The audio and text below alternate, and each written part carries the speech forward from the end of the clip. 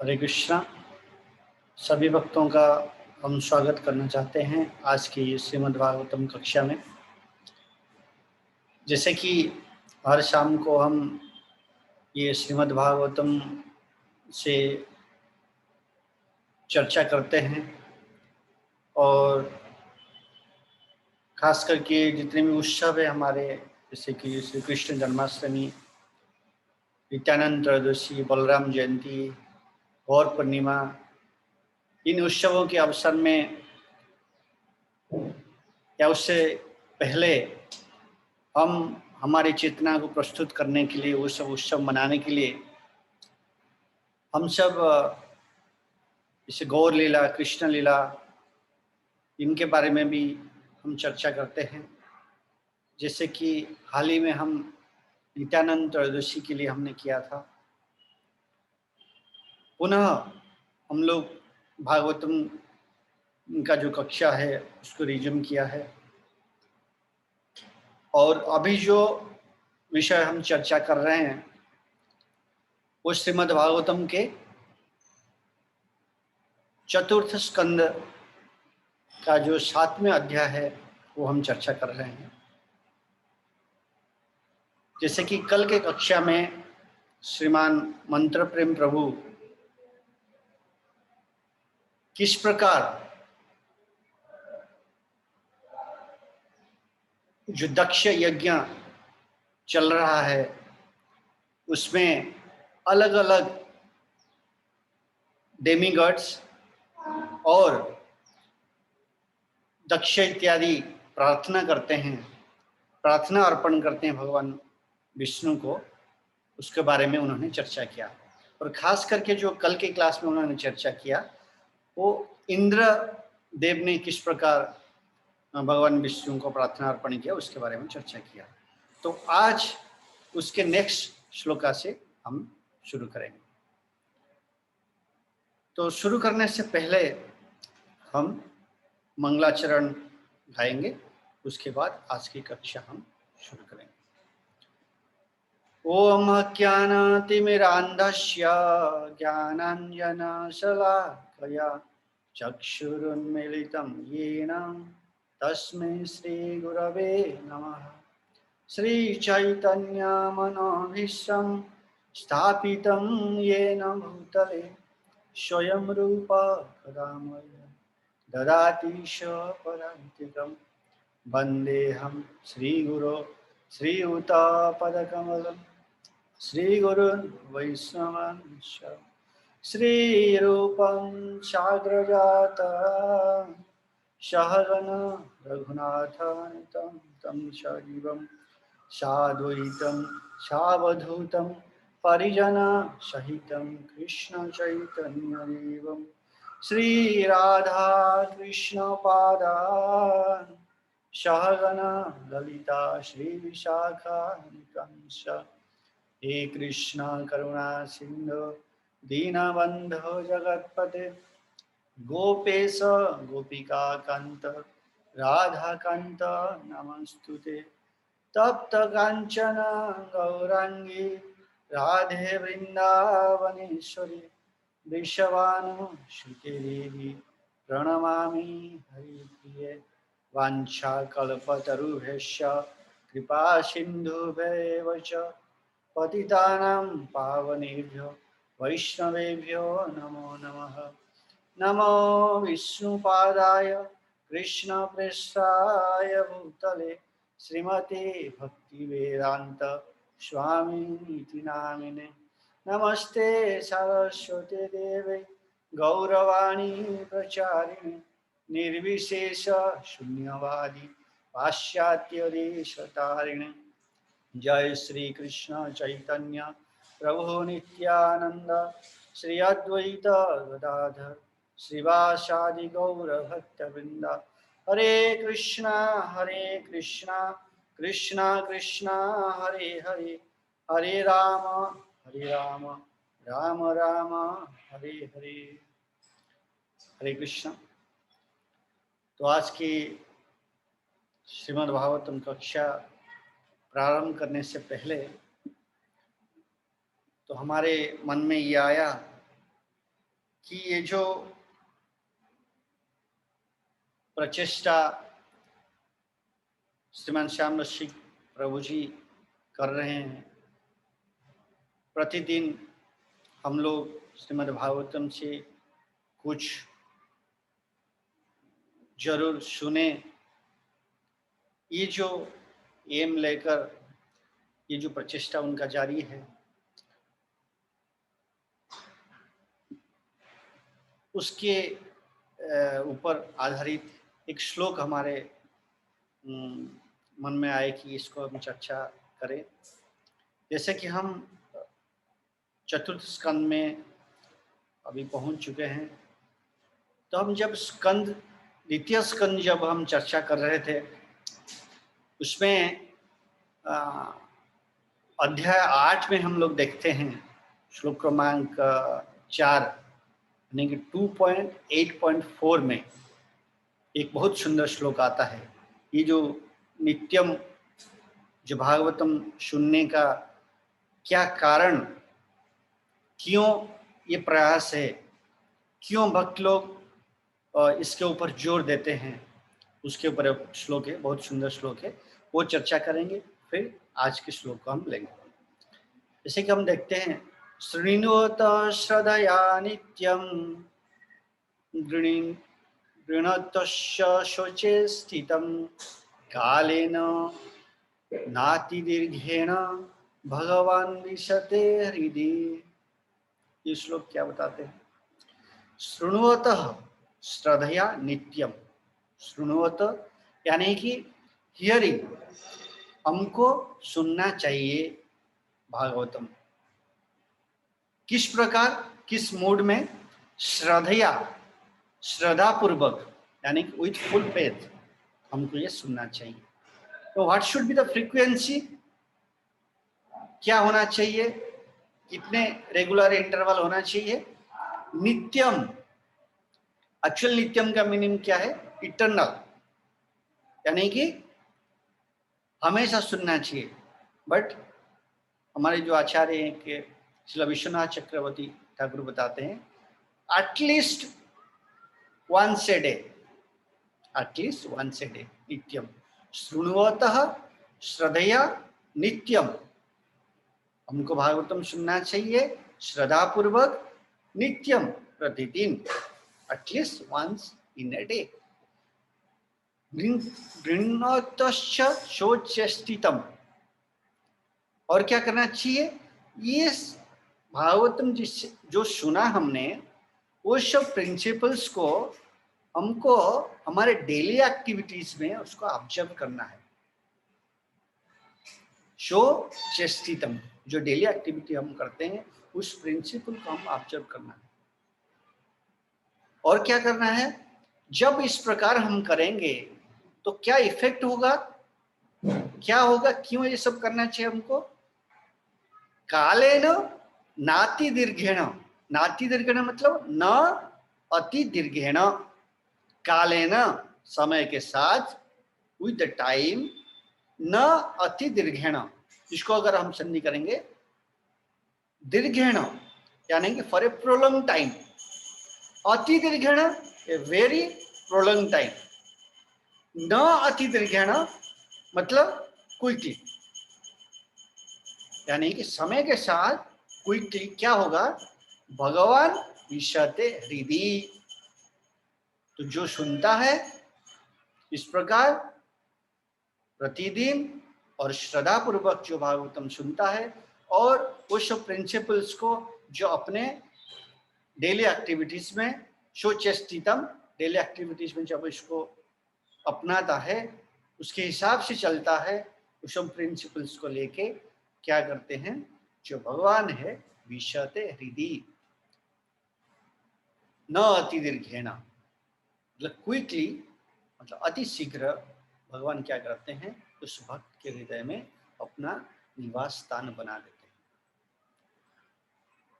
तो उसको मूल लक्ष्य लेके ये हमारे श्याम ऋषि प्रभु का ये प्रचेष्टा है, ताकि हम रेगुलर भागवतम से कुछ पठन करें, कुछ श्रवण करे, उसके ऊपर कुछ चर्चा कर पाए। और जैसे कि हम चतुर्थ स्कंद में पहुंच चुके हैं, उसमें से अभी हम लोग चतुर्थ स्कंद में अध्याय 7 पर हम पहुंच गए हैं। और कल की कक्षा में हमने श्रवण किया किस प्रकार इंद्रदेव भगवान का प्रार्थना करते हैं, उनका प्रार्थना अर्पण करते हैं। तो आज देखेंगे हम किस प्रकार जो यज्ञ में भाग लिया था उनकी पत्नियों ने किस प्रकार भगवान को प्रार्थना अर्पण करते हैं। इन प्रार्थनाओं का क्या इम्पोर्टेंस है, क्यों ये सब सुनना चाहिए हमको? क्योंकि हम लोग अपने मन से या अपनी मर्जी से कोई भी कॉन्कोटेड या अपने दिमाग से कुछ भी अगर प्रार्थना अर्पण करेंगे तो उसको भगवान उतना स्वीकार नहीं करते, क्योंकि उसमें काफ़ी चीज़ें शॉर्ट कमिंग्स रहता है। जब हम कोई भक्तों के द्वारा प्रार्थनाएं अर्पण किया है उसको जब हम दोहराते हैं तो भगवान अत्यंत प्रसन्न होते हैं, उसको स्वीकार भी करते हैं। और जब उसका मूल तत्व, उसका जो अर्थ जब समझ कर करते हैं तो उसका जो वो भगवान को और अत्यंत प्रसन्न करता है। तो इसलिए हम देखते हैं कुंती महारानी भी प्रेयर करते हैं, भागवतम से हम देखते हैं। इससे पहले भी हम कई बार चर्चा कर चुके हैं कि किस प्रकार प्रार्थनाओं का क्या महत्व है। और इस अध्याय में भी हम लोग देखते हैं कि जैसे दक्ष प्रजापति भी प्रार्थना अर्पण करते हैं, शिव जी को भी प्रार्थना अर्पण करते हैं जब शिव जी को वो दर्शन करते हैं दूसरी बार। पहली बार तो उनको इंसल्ट होता है करके वो भला बुरा कुछ भी बोल देते हैं, पर दूसरी बार जब दर्शन करते हैं अपना गोट का हेड लेके, तब शिव जी का भी वो गुणगान करते हैं और उनको प्रार्थना अर्पण करते हैं। तो फिर जब भगवान का दर्शन करते हैं तो पूर्णाहुति के समय पर, तब वो प्रार्थना अर्पण करते हैं। फिर इंद्रदेव अपना प्रार्थना अर्पण करते हैं क्योंकि वहाँ पर सभी डेमिगॉड्स प्रेजेंट रहते हैं। और आज के श्लोक में पत्नी उचुः, ये श्लोक के ऊपर। फिर अगला श्लोक जो 34 है, ऋषय इचुः, किस प्रकार ऋषिगण प्रार्थना अर्पण करते हैं। इन दोनों श्लोक के ऊपर हम चर्चा करेंगे। पत्न्या उचुः यज्ञोय तव यजनाय केन सृष्टो विध्वस्त पशुपतिनात्य दक्षकोपात् तं नस्त्वं शव शयनावशान्तमेदं यज्ञात्मर्णालीन रुचादृश्या पुनिः। Patnauchuh, the wives of the executors of the sacrifice said, Yajnaha, the sacrifice, Ayam, this, Tava, your, Yashanaya, worshipping, Kena, by Brahma, Srishtaha, arranged, Vidhushtaha, devastated, Pashupatina, by Lord Shiva, Adya, today, Daksha Kopat, from anger at Daksha, Tam, it, nor our Tvam, you, Shava Sayana, dead bodies, Abha, like, Santa Medham, the still sacrificial animals, Yagyat Man, O Lord of sacrifice, Nalina, lotus, Rusha, beautiful, Drishya, by the vision of your eyes, Puni, sanctified. Translation and purport by His Divine Grace Sri Bhaktivedanta Swami Srila Prabhupada ki jai. The wives of the performers of the sacrifice said, My dear Lord, this sacrifice was arranged under the instruction of Brahma. But unfortunately, Lord Shiva, being angry at Daksha, devastated the entire scene, and because of his anger, the animals meant for sacrifice are lying dead. Therefore, the preparations of the yajna have been lost. Now, by the glance of your lotus eyes, the sanctity of the sacrificial arena may be again invoked. Purport. Animals were offered in sacrifice in order to give them renewed life. That was the purpose of having animals there. Offering animal in sacrifice and giving him renewed life was the evidence of the strength of chanting mantra. Unfortunately, when Daksha's sacrifice was devastated by Lord Shiva, some of the animals were killed. One was killed just to replace the head of Daksha. Their bodies were lying about, and the sacrificial arena was turned into a crematorium. Thus, the real purpose of yajna was lost. Lord Vishnu, being the ultimate objective of such sacrificial ceremonies, was requested by the wives of the priests to glance over the yajna arena with his causeless mercy so that the routine work of the yajna might be continued. The purport here is that animals should not be unnecessarily killed. They were used to prove the strength of the mantras and were to have been rejuvenated by the use of the mantras. They should not have been killed as they were by Lord Shiva to replace the head of Daksha with an animal's head. It was pleasing to see an animal sacrificed and rejuvenated, and that pleasing atmosphere had been lost. The wives of the priests requested that the animals be brought back to the life by the glance of Lord Vishnu to make a pleasing yajna. तो यहाँ पर देखते हैं हम कि किस प्रकार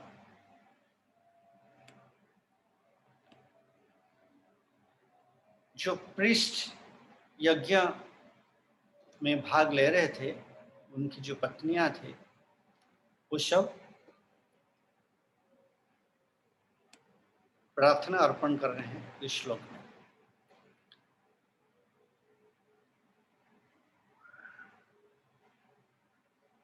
तो इस श्लोक में हम देखते हैं कि यज्ञोयम तव यजनाय केन सृष्ट विध्वस्त पशुपतिनाद्य। विध्वस्त मतलब जो यज्ञ के लिए सब कुछ सजाया गया था, सब कुछ जो जहाँ पर रहना चाहिए उसको रखा गया था, उसको प्यूरिफाई किया गया था, जो यज्ञ का जो यज्ञ स्थल था वो सब विध्वस्त हो चुका है करके यहाँ पर बता रहे हैं। और क्या प्रार्थना कर रहे हैं वो भगवान से? वो भगवान से ये प्रार्थना कर रहे हैं कि आप अपने दृष्टि से इसको प्यूरिफाई कर दीजिए। जय निताई गौरांग महाप्रभु की जय।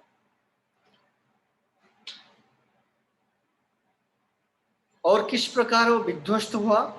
विध्वस्त पशुपति नाद्य, जो शिव जी के फॉलोअर्स थे, उन्होंने वहां पर क्रोध से क्रोधित होकर सब कुछ ध्वस्त विध्वस्त कर दिया। इसलिए जो पृष्ठ थे उनके पत्नियां क्या कर रही हैं? प्रार्थना अर्पण कर रही हैं कि हे भगवान, आपकी दृष्टि से ये जब बिखरा पड़ा है, आप ये सबको क्या कीजिए, आपकी दृष्टि से ये सबको आप ठीक कर दीजिए। देखिए, जो पृष्ठ है उनके पत्नियों को भी भगवान के ऊपर ये भरोसा है। कोई एक सिंगल आदमी या वहाँ पर जो उपस्थित थे, ऐसा कोई नहीं था जो कि अकेले ही इस प्रकार कार्य कर पाएगा। इसलिए भगवान से वो प्रार्थना अर्पण करते हैं। और हम देखते हैं कि कैंटो और मैं आगे जाके इसे चैप्टर 2 में किस प्रकार दक्ष शिव जी को कर्ष करते हैं, फिर दक्ष इस प्रकार इंसल्ट करते हैं, और आगे जाके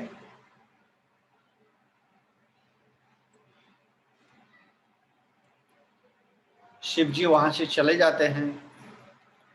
शिव जी जाने के बाद फिर से यज्ञ का प्रारंभ करने का जो प्रयास होता है, उसमें सब लोग जो इनवाइटीज है वो लोग वहाँ पर आते हैं, और फिर सती देवी अपना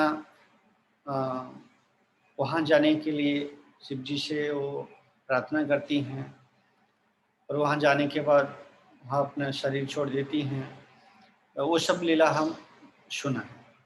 तो आज का जो लीला है वो शिव जी पुनः वहाँ पर जाते हैं, ब्रह्मा जी की लीडरशिप में वो शिव जी को जाके वहाँ से लेके आते हैं कैलाश से, और वहाँ आने के बाद फिर सबका किस प्रकार अपना दक्ष प्रजापति के जो हेड नहीं रहता है उसके ऊपर एक गोट का हेड रहता, मतलब लगा के उसको जीवदान देते हैं, और फिर यज्ञ का कर्म प्रारंभ होता है। प्रारंभ के बाद फिर जब भगवान विष्णु आते हैं, और फिर ये सब प्रार्थना एक एक करके अपना अर्पण करते जाते हैं। तो हम देखते हैं कि श्लोक क्रमांक 26 से लेके, इस पीपीटी में आप देख सकते हैं, 13 से 15 तक दक्ष प्रजापति शिव जी को अपना प्रार्थना अर्पण करते हैं, और 16 से लेके 25 तक दक्ष क्या करते हैं, यज्ञ प्रारंभ करते हैं, फिर विष्णु वहां पर आगमन करते हैं, और 26 से लेके 47 तक, 26 to 47 अलग अलग जो डेमिगॉड्स रहते हैं, जो प्रीस्ट रहते हैं, और जो उनकी जो पत्नियां रहती हैं, वो सब अपना प्रार्थना अर्पण करते हैं भगवान विष्णु को। और 48 से 54 तक भगवान दक्ष को इंस्ट्रक्ट करते हैं तो किस प्रकार आपको आगे ये आगे किस प्रकार करना है। और फिर 55 से लेकर 61 तक जो दक्ष प्रजापति अपना यज्ञ संपन्न करते हैं।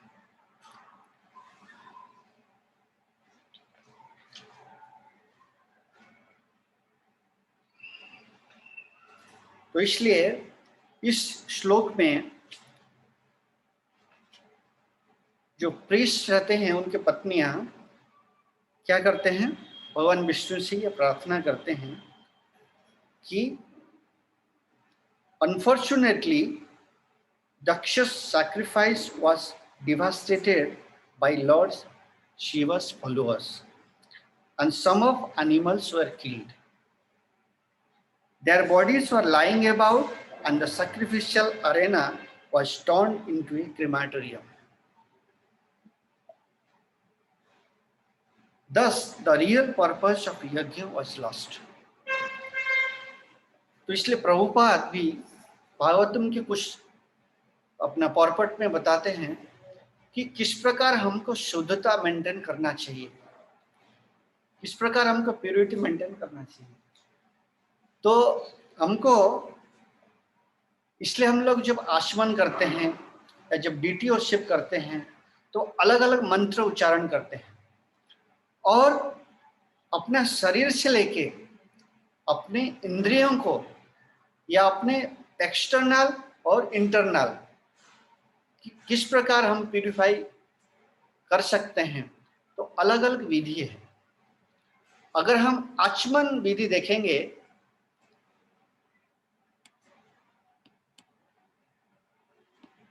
तो आचमन विधि में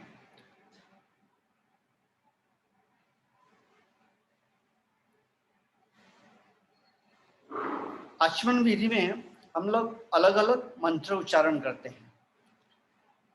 जैसे कि जिन जिनको ब्राह्मण दीक्षा हो जाता है, किस प्रकार विग्रहों का सेवा करने से पहले हमको किस प्रकार प्रस्तुति करना चाहिए, किस प्रकार तैयारियां करना चाहिए, वो सब उनको ट्रेनिंग दिया जाता है। और जैसे कि आगे हम देखते हैं,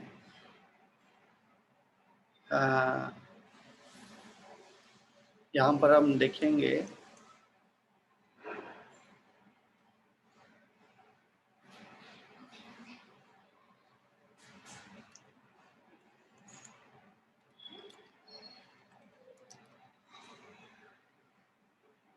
स्क्रीन पर सबको आप को दिख रहा होगा कि हम एक मंत्रोच्चारण करते हैं, पवित्रकरण का मंत्र।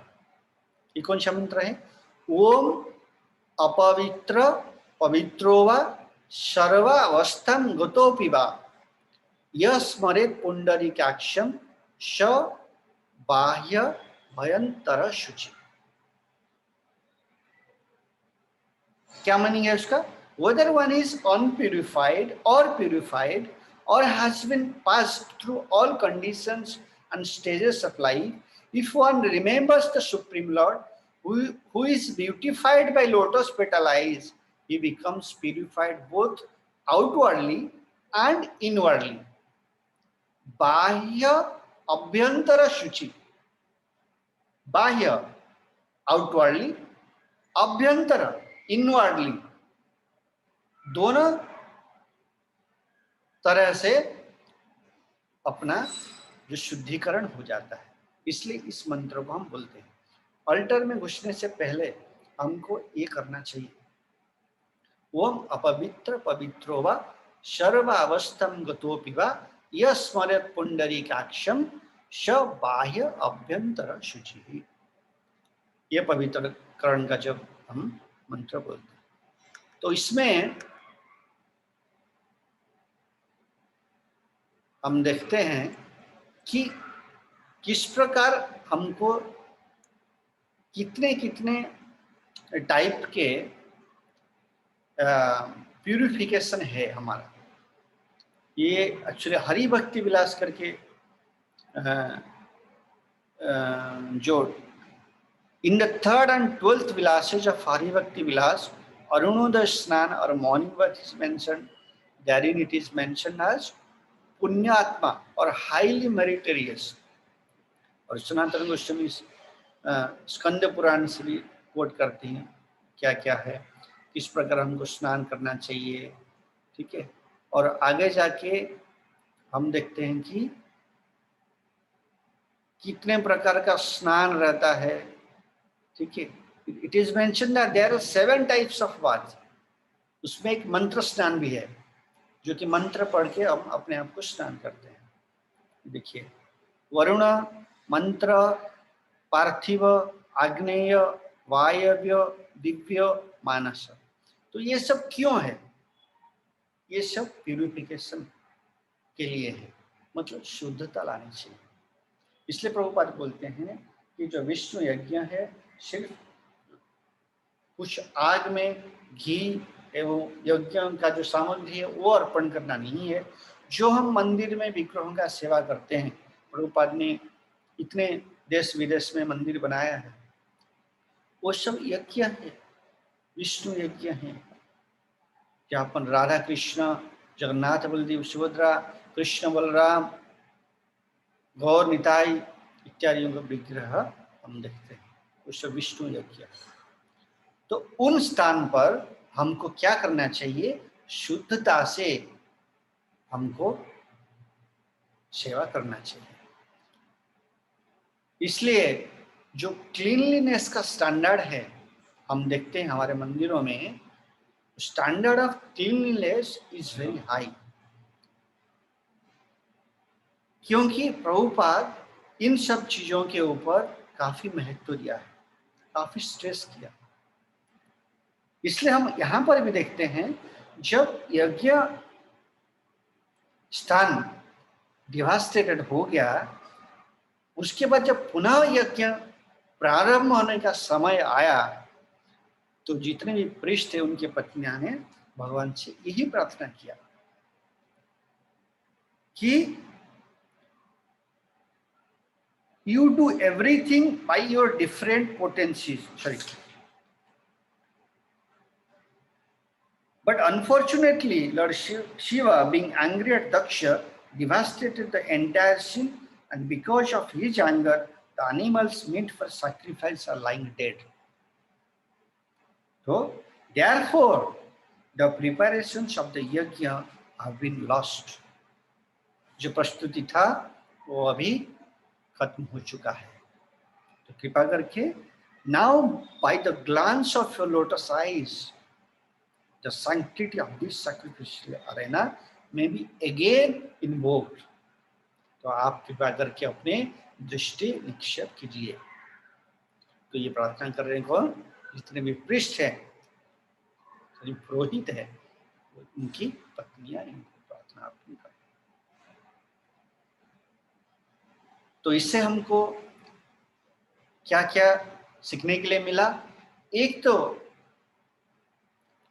भगवान के ऊपर जो भरोसा, जैसे कि कल भी बता रहे थे श्रीमान मंत्र प्रेम प्रभु, किस प्रकार हमको भगवान के ऊपर 100% हमको हमारा जो आस्था है, हमारा जो विश्वास है, हमारा जो श्रद्धा है, वो रखना चाहिए हमको.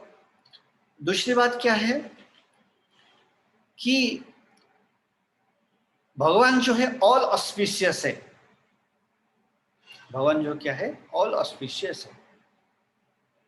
और जिस प्रकार हम इस यज्ञ के लिए हम देखते हैं शुद्धता की अत्यंत आवश्यक है, उस प्रकार हम जब विग्रहों का सेवा करें अपने घर में या मंदिर में, हमको जो स्टैंडर्ड ऑफ क्लीननेस है उसको हमको मेंटेन करना है और अच्छे से अच्छे हमको शुद्धता के लिए और प्यूरिफिकेशन के लिए हमको प्रयास करना चाहिए.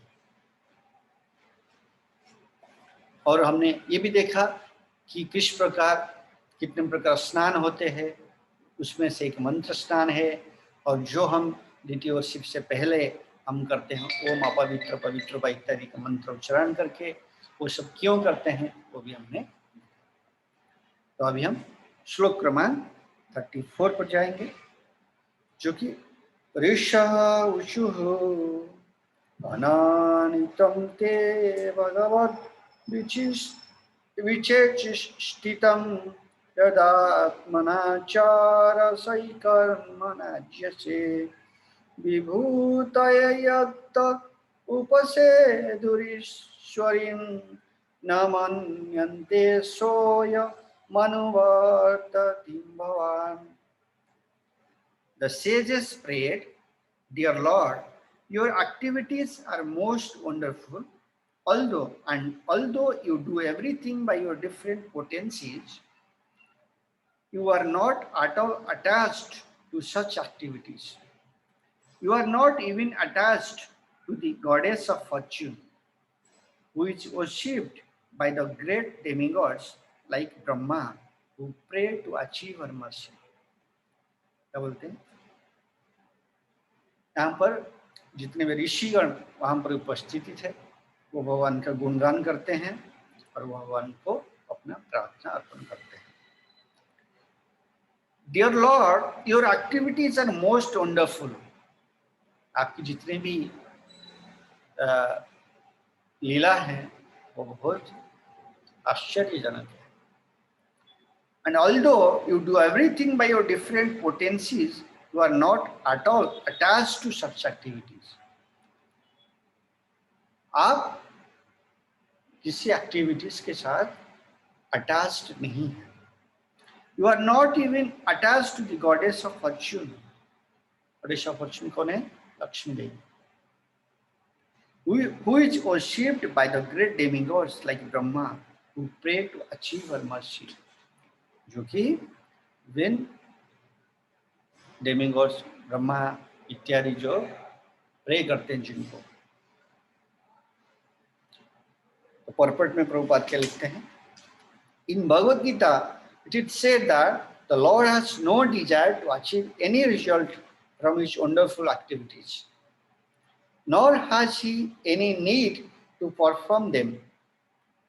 But still, in order to give an example to people in general, he sometimes acts, and those activities are very wonderful. हम देखते हैं विष्णु लीला में कि किस प्रकार वो गोवर्धन धारण करते हैं। ये साधारण जीव के लिए असंभव लग सकता है जब वो तुलना करता है अपने आप को किसी की कलमन। श्रीमान मंत्र प्रेम प्रभु बता रहे थे। और he is not attached to anything. Na mam karmani limpanti. Although he acts very wonderfully, he is not at all attached to anything. Bhagavad Gita में हम देखते हैं 4.14 में चतुर्थ अध्याय का जो 14 श्लोक है, he is self-sufficient. The example is given here that the goddess of fortune, Lakshmi, is always engaged in the service of the Lord. But still, he is not attached to her. Even great demigods like Brahma worship the goddess of fortune in order to win her favor. But although the Lord is worshipped by many hundreds and thousands of goddesses of fortune, he is not at all attached to any one of them. This distinction concerning the exalted transcendental position of the Lord is specifically mentioned by the great sages. He is not like the ordinary living entity who is attached to the results of the pious activities.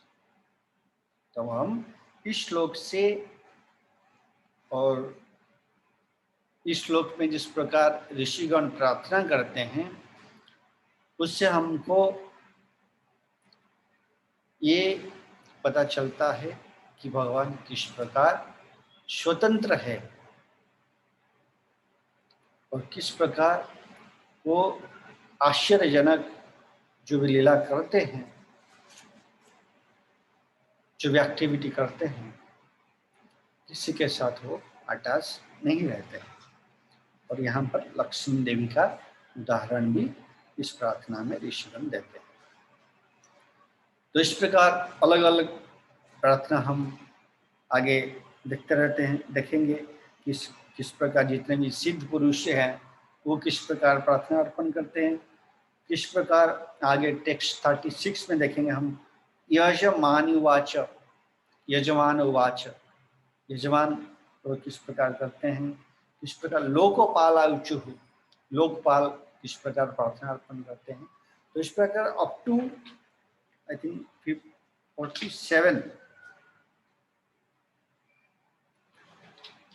47 तक हम लोग अलग अलग प्रार्थनाओं का चर्चा करेंगे। 45, 46, 47 फिर मैत्रेय उवाच, मैत्रेय संवाद फिर से प्रारंभ हो जाएगा। तो इस प्रकार हम लोग आज की जो दोनों प्रार्थनाओं को हमने चर्चा किया, इन दोनों प्रार्थनाओं में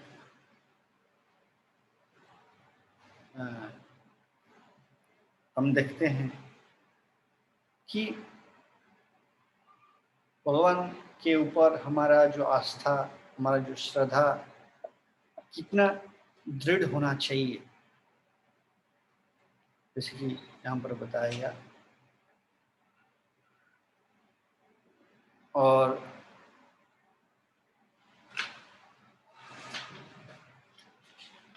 आगे और एक श्लोक के ऊपर हम चर्चा करेंगे।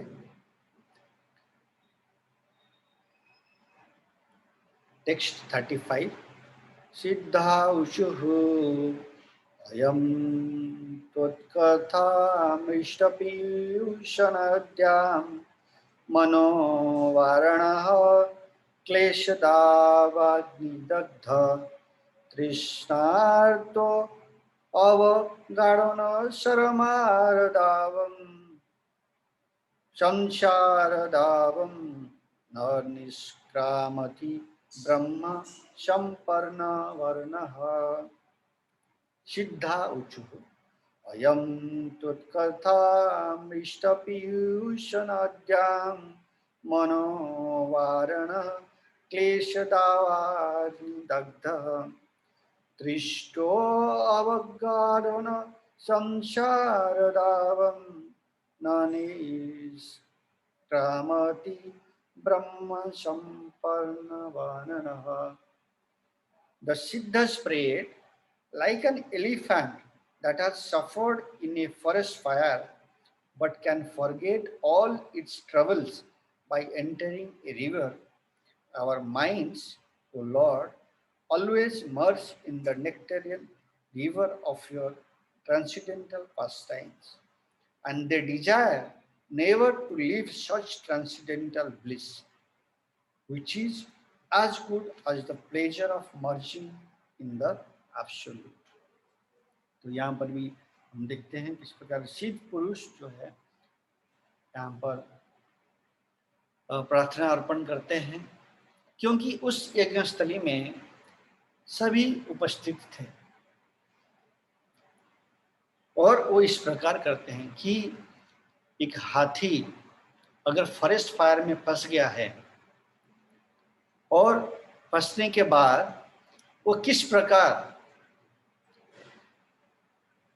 ना किसी प्रकार अगर उससे बाहर निकलकर वो किसी पानी के अंदर गया और उसको शीतलता मिला वहां पर, तो जिस प्रकार महसूस करता है यहाँ पर वो भगवान इससे यही प्रार्थना करते हैं कि like an elephant that has suffered in a forest fire but can forget all its troubles by entering a river, our minds, O Lord, always merge in the nectarian river of your transcendental pastimes. कि अगर हम भी आपकी जो दिव्य लीलाओं का जो नदी है उसमें अगर हम निरंतर रहेंगे, तो ये सब जो दावाग्नि है इससे हम बचकर रह पाएंगे, वो सब हमको कुछ कष्ट नहीं देगा, कुछ पीड़ा नहीं होगा। इस प्रकार वो भगवान से प्रार्थना करते हैं। O Lord, always merge in the nectar and river of your transcendental pastimes, and they desire never to leave such transcendental bliss, which is as good as the pleasure of merging in the absolute. इस प्रकार वो प्रार्थना करते हैं। तो यहाँ पर पर्पट में प्रभुपाद लिखते हैं, this statement is from the Siddhars, the inhabitants of the Siddhaloka. तो सिद्ध पुरुष कौन है? तो सिद्धलोक से, where the 8 kinds of material perfection are complete.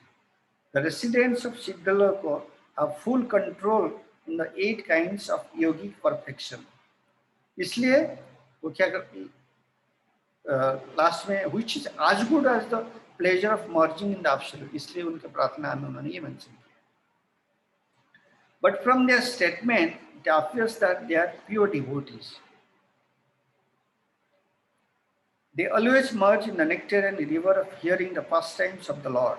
Hearing of the pastimes of the Lord is called Krishna Katha. जैसे कि हम सुन रहे थे शुरू में, श्रेणीवतः श्रद्धया नित्यम गृह्णवतश्च शोच स्थितम कालेन नातिदीर्घेण भगवान विषयते हृदि। श्रेणीवतः अत्यंत आवश्यक है। प्रहलाद महाराज भी अपने जो फ्रेंड्स हैं उनको भी यही बताते हैं कि हमको हियरिंग करना है, जो कि ये जो नित्यम भागवत सेवया जो कि हम प्रचेष्टा कर रहे हैं प्रतिदिन अनइंटरप्टेड, ये जो कक्षा है ये चलता रहे। तो इसलिए हमको श्रीमद् भागवतम से प्रतिदिन चर्चा करने का, सुनने का और पढ़ने का ये सौभाग्य है। इसलिए हम प्रभु जी का भी धन्यवाद देंगे और आप सभी का भी हम फिर से धन्यवाद देना चाहेंगे आप सभी को। कि आप सब भी इसमें जुड़े हैं इस प्रयास में। तो आज की कक्षा को हम यहाँ पर समाप्त करेंगे। तो कल से श्लोक क्रमांक 36 से समय सामने प्रभु कंटिन्यू करेंगे। तो हमारे साथ जुड़े रहने के लिए बहुत बहुत धन्यवाद। हरे कृष्ण।